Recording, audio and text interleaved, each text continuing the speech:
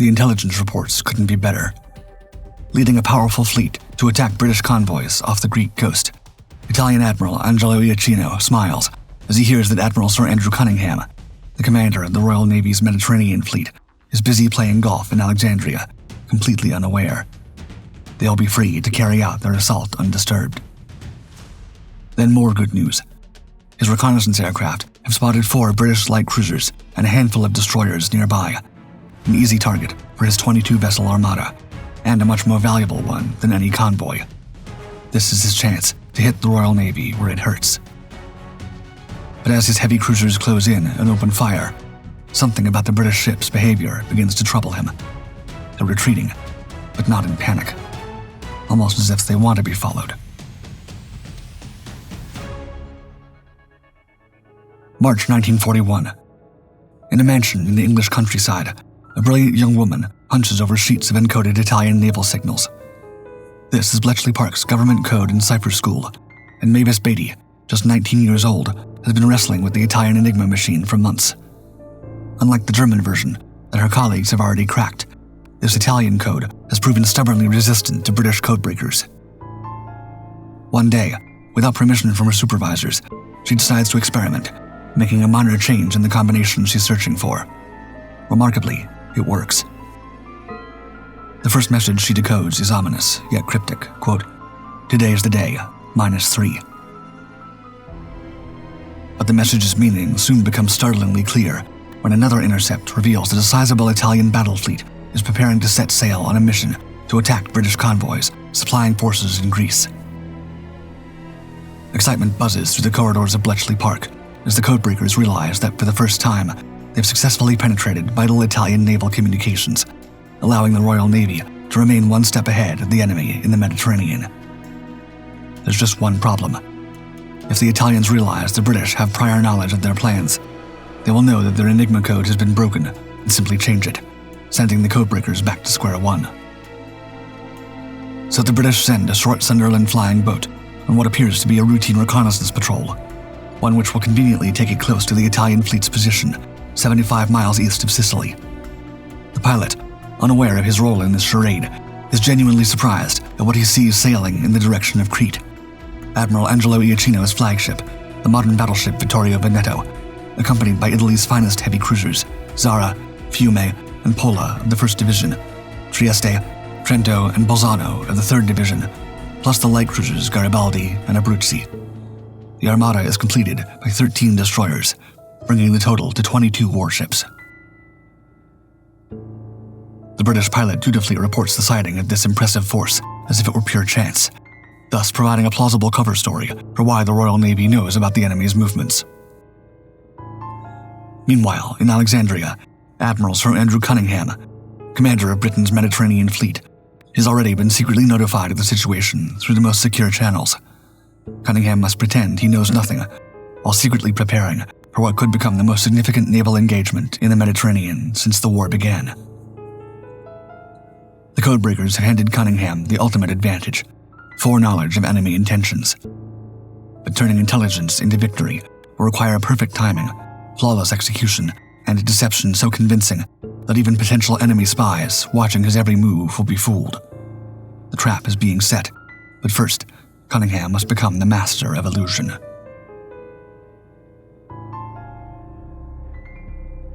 On the afternoon of March 27th, Admiral Cunningham arrives at the Alexandria Sporting Club with a suitcase in hand, making sure to be seen by the Japanese consul, who's almost certainly reporting his movements to the Germans, and through them to the Italians.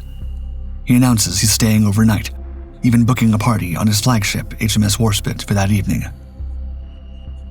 As the sun sets, Cunningham plays his part perfectly, spending time on the golf course within clear view of enemy agents. To all appearances, the British Mediterranean Fleet commander has no intention of putting to sea. The Japanese consul dutifully files his report. The Royal Navy's most dangerous admiral is playing golf, not preparing for battle. But as darkness falls, Cunningham slips away from the club under cover of night.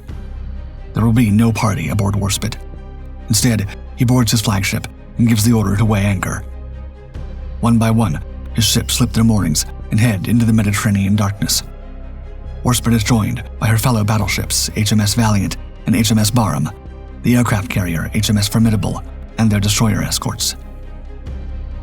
While enemy spies report that Cunningham is safely ashore, the most powerful British fleet assembled in months is already racing through the night toward a rendezvous with destiny. 400 miles to the northwest, believing he still holds the element of surprise, Admiral Iachino continues to lead the Italian fleet toward Greece from on board Vittorio Veneto. With her 9 15-inch guns and 30-knot speed, she's faster than any British battleship, but Iachino faces a critical weakness he doesn't yet fully understand. His ships lack the radar technology that gives British vessels eyes in the darkness. More crucially, Italian air support has failed to materialize. Despite repeated requests, only 2 German Junkers 88 fighters escort his fleet, a pathetically small air cover for such a valuable force. The Italian admiral presses on anyway. He must. German pressure to support their upcoming offensive in Greece has made this mission politically essential, even if tactically risky. Iachino's orders are clear: intercept British convoys near Crete and destroy them. Of course, the convoys have already been warned and diverted to safety. Cunningham has cleared the seas of vulnerable merchant ships, leaving only warships to hunt each other through the darkness.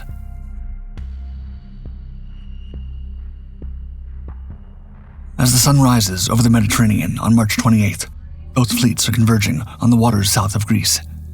Admiral Cunningham has split his forces, sending Vice Admiral Henry Pridham Whipple ahead with 4 light cruisers, HMS Ajax, Gloucester, Orion, and the Australian HMAS Perth, plus 4 destroyers, with the mission of finding the Italian fleet and luring them toward Cunningham's approaching battleships. At 6:35 a.m., an Italian reconnaissance float plane launched from Vittorio Veneto spots the British cruiser squadron. Admiral Iachino cannot believe his luck. Here, apparently isolated and vulnerable, are 4 enemy cruisers. This is an even more valuable target than the convoys he'd set out to hunt. An unexpected opportunity to strike a major blow against the Royal Navy. He immediately orders his 3rd Cruiser Division under Admiral Luigi Sansonetti to intercept. At 8:12 a.m., the Italian heavy cruisers Trieste, Trento, and Bolzano open fire on the British ships from 24,000 yards. Their 8-inch guns vastly outgun the British cruisers' 6-inch weapons. But there's a problem. Italian gunnery systems are antiquated, and their shells consistently fall short. Meanwhile, HMS Gloucester gamely returns fire with her smaller guns, scoring hits accurate enough to force the Italians to keep their distance. This is exactly what Pridham Whipple wants. Following Cunningham's plan, he leads the Italian cruisers on a merry chase toward the south, drawing them directly into the path of the British battleships racing up from Alexandria. For nearly an hour, the run-and-gun battle continues, with Italian shells splashing harmlessly around the British ships. Then, at 10:55 a.m., the British spot an unexpected shape on the horizon. On Orion's bridge, one of the officers turns to his companion and nervously asks, quote, "What's that battleship over there? I thought ours were all miles away." And he's right. What the British crew is looking at is no friendly vessel. It's Vittorio Veneto. While the British cruisers were luring the Italian cruisers southward, Iachino had been maneuvering his flagship to cut them off. Now, the British find themselves caught in a pincer, Italian cruisers blocking their path ahead, and the most powerful battleship in the Mediterranean closing in from behind. Vittorio Veneto immediately opens fire with her 9 15-inch guns. The massive shells, each weighing nearly a ton, come screaming toward the British cruisers at terrifying speed. In just 29 salvos, the Italian battleship fires 94 rounds, all well-aimed and bracketing the fleeing cruisers. The British ships are hopelessly outgunned.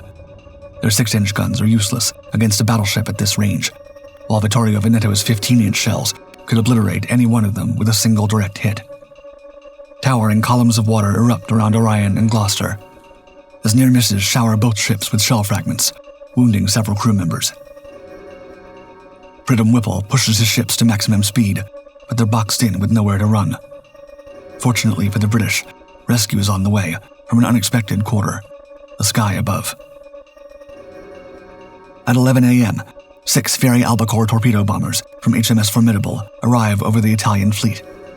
The attack scores no hits, but it forces Vittorio Veneto to take violent evasive action, disrupting her gunnery and allowing the British cruisers to escape. More importantly, the sight of British aircraft convinces Admiral Iachino that he's sailing into a trap. Fearing more air attacks, he orders his fleet to turn away and head for home. After a close call, the first round has gone to the Royal Navy, but the battle is far from over.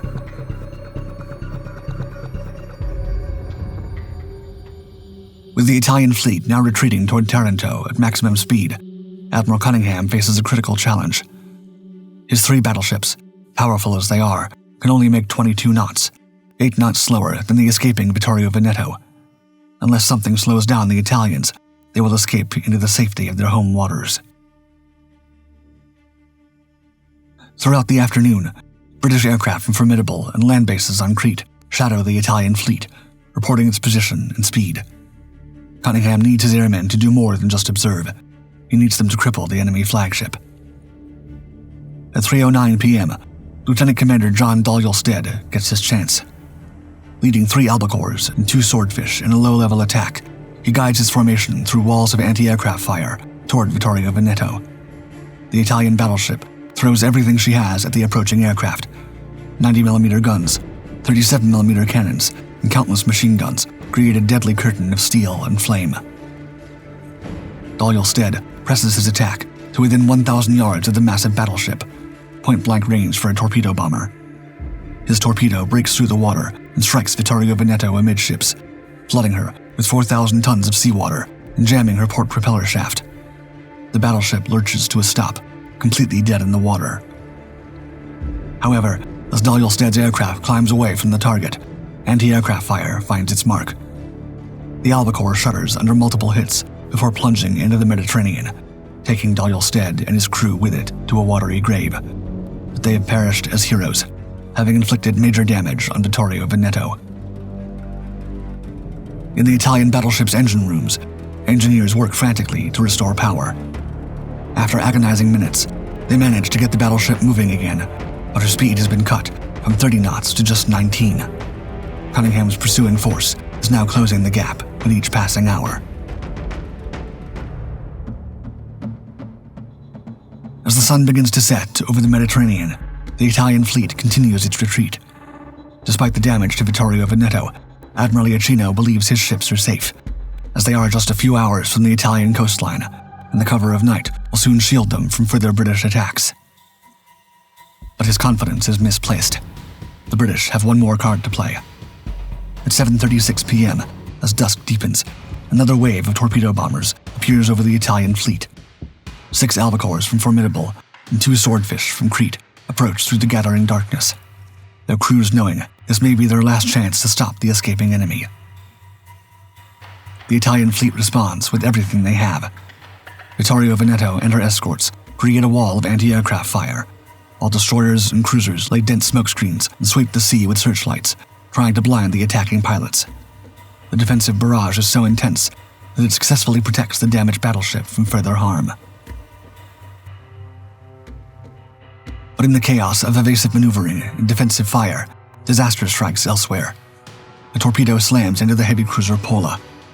The explosion knocks out her boiler rooms and electrical systems, leaving the 10,000-ton warship powerless and drifting. Aboard the stricken cruiser, Captain Manilo de Pisa gathers his crew and makes an announcement over the ship's megaphone, quote, "We are in danger. Those who want to die as heroes remain aboard.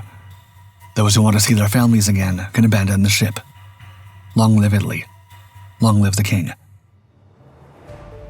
Despite de Pisa's attempt to face the situation with honor and decorum, with Pola powerless and drifting, discipline among the crew begins to collapse. Some break open the ship's bar and begin drinking, while others plot revenge against officers who had previously reported them for minor infractions: long hair, dirty shoes, stained collars. Facing possible doom, old grievances suddenly demand settling, if the sailors can live long enough to do so. As chaos spreads through Pola's compartments, back on Vittorio Veneto, Admiral Iachino now faces the most crucial decision of his naval career. He could leave Pola to its fate and continue toward safety with the rest of his fleet. The cruiser's 1,000-man crew would likely drown or be captured, but his other ships would escape, or he could send help back for the stricken vessel. Iachino assesses the situation. Night is falling, providing cover from air attack. As far as he's aware, the nearest enemy ships are Pridham Whipple's light cruiser squadron, which his heavy cruisers could easily handle.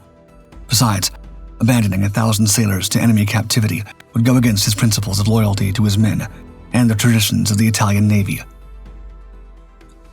Optimistic about his chances, he decides to order the rest of Admiral Carlo Cataneo's 1st Cruiser Division, the heavy cruisers Zara and Fiume, plus 4 destroyers, to turn back and assist Pola. The division is to take the disabled ship in tow, or if necessary, rescue her crew and scuttle her. Yet, unknown to the Italian admiral, Pridham Whipple's light cruisers are no longer alone. They've rejoined Cunningham's battleships, and now the entire British fleet is closing fast.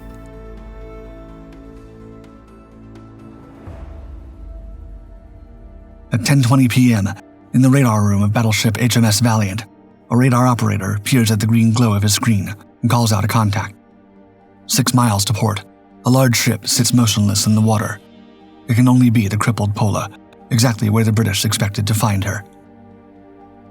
Admiral Cunningham studies the tactical plot with grim satisfaction. His gamble has paid off. By pursuing the Italians relentlessly throughout the day, he's forced them into this very situation, a night action where British technological superiority will prove decisive.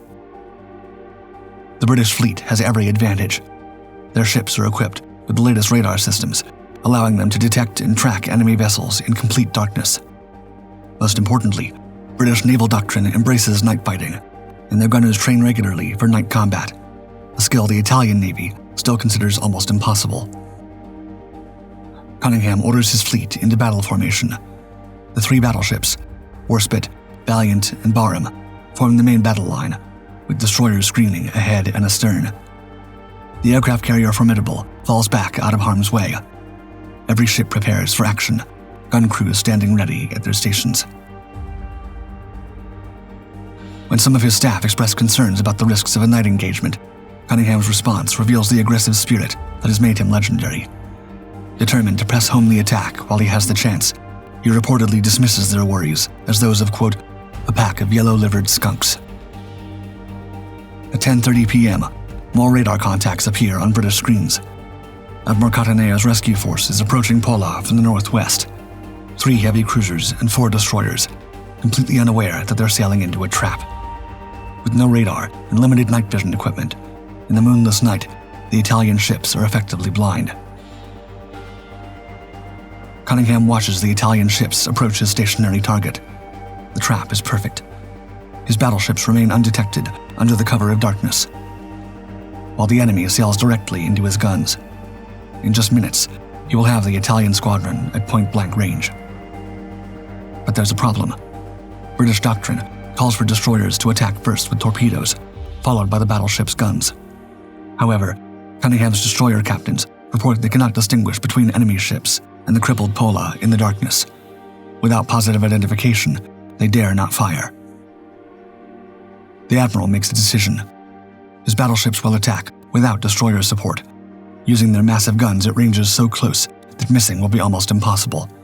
Less a battle than an execution. As the Royal Navy vessels draw ever closer, the black night sky is suddenly pierced by brilliant light. Powerful British searchlights, including one on Valiant, operated by a 19-year-old Prince Philip, the future Duke of Edinburgh, reveal the Italian ships in stark detail against the black water. For a few seconds, the Italian sailors are blinded and confused. Thinking they're being approached by friendly vessels, some fire recognition flares, while others even start waving at the oncoming ships. But they soon realize just how devastatingly wrong they are. At 10:55 p.m., HMS Warspite's 6 15-inch guns roar in unison, followed instantly by Valiant and Barham. 24 massive guns unleash their fury. The thunderous broadside lights up the Mediterranean for miles. Cunningham later describes his excitement as he watched, quote, "Never in my whole life have I experienced a more thrilling moment." The effect on the Italian cruisers is devastating beyond description. Zara, caught perfectly in the searchlight beams, absorbs hit after hit from 2,000-pound armor-piercing shells. Her forward turret is blown clean off the ship, spinning through the air before crashing into the sea. Fires erupt throughout her length, as shell after shell tears through her steel hull. Fiume suffers an even more horrific fate. A direct hit on her ammunition magazines triggers a catastrophic explosion. An eyewitness later describes how the cruiser, quote, dissolved into a main of shearing flame. She healed, stricken under the onslaught, transformed in a few awful seconds from a proud fighting ship to a twisted tangle of iron. She breaks in half, her bow and stern sections lifting grotesquely into the air before plunging into the depths. The Italian destroyers Alfieri and Carducci, caught in the inferno alongside the cruisers, are obliterated within minutes. Alfieri's captain, attempting to launch a desperate torpedo attack, falls on his bridge before he can give the order. In less than 5 minutes, Admiral Cunningham's battleships have fired over 100 15-inch rounds. The Italian rescue force has been annihilated. 2 heavy cruisers and 2 destroyers are sinking. As the guns fall silent, the only sounds are the groans of twisted metal and the cries of men struggling in the oil-covered water.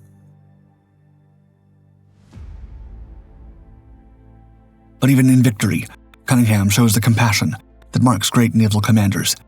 He sends his ships to rescue survivors, eventually pulling over 900 Italian sailors from the waves. Among them is Giuseppe Anzavino, found clinging to debris from the cruiser Pola. He later recalls the crew's kindness, quote, "I was given a cup of hot tea. It was a great help because there was no meal aboard, but I was also given a piece of white bread, as white as milk, and it was the first time I saw it." When German dive bombers appear at first light, forcing the British fleet to withdraw, Cunningham makes an extraordinary gesture. Using international maritime emergency frequencies, he broadcasts the position of remaining survivors to Italian rescue ships, signaling, quote, "Have been endeavoring to pick up your survivors from last night's action, but forced to abandon them due to heavy bombing attacks. If you send fast hospital ship, it will be given safe conduct." The Italian hospital ship Gradisca arrived later that day, rescuing another 160 men from the wreckage of their fleet. Nevertheless, over 2,300 Italian sailors have already been lost or remain missing, including Admiral Cataneo and the captains of Zara and Fiume. By contrast, the British have lost just 3 men, Lieutenant Commander Daniel Stead and his aircrew, shot down during the afternoon torpedo attack. In the weeks and months that follow, the strategic impact of Cape Matapan resonates far beyond the immediate technical victory. The Italian fleet, already cautious after the November air raid on Taranto, now retreats permanently to its home ports. Never again will the Regia Marina venture into the eastern Mediterranean in force. The vital supply lines to British forces in Greece, Crete, and North Africa are secure. Perhaps most significantly, the battle proves the decisive advantage of radar in night fighting. The age of the great gun duels between capital ships is ending, replaced by technological warfare, where information superiority matters more than armor thickness or gun caliber.